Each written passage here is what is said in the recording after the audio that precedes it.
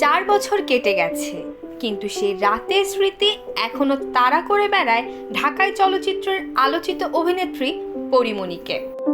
2021 সালের সেই বহুল আলোচিত ঘটনার পর দীর্ঘ সময় নীরব ছিলেন তিনি। তবে এবার নিজের অনুভূতির কথা জানিয়ে প্রশ্ন তুলেছেন জবাবদিহির।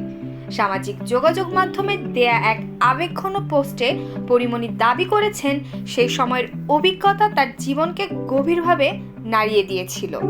তিনি বলেছেন, একজন শিল্পী, একজন নারী এবং একজন মানুষ হিসেবে তাকে যে পরিস্থিতির মুখোমুখি হতে হয়েছিল তা ছিল অত্যন্ত বেদনাদায়ক।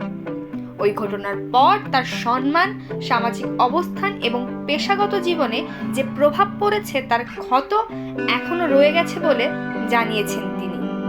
পরীমনির প্রশ্ন, একটি ঘটনার কারণে হারিয়ে যাওয়া সম্মান, মানসিক শান্তি এবং জীবনের গুরুত্বপূর্ণ সময় কি কখনো ফিরিয়ে দেওয়া সম্ভব? সত্য প্রকাশ এবং ন্যায় বিচার নিশ্চিত করাই তার মূল দাবি। তবে তিনি স্পষ্ট করেছেন, কারো বিরুদ্ধে প্রতিশোধ নয়, তিনি চান শুধু সত্যের প্রতিষ্ঠা।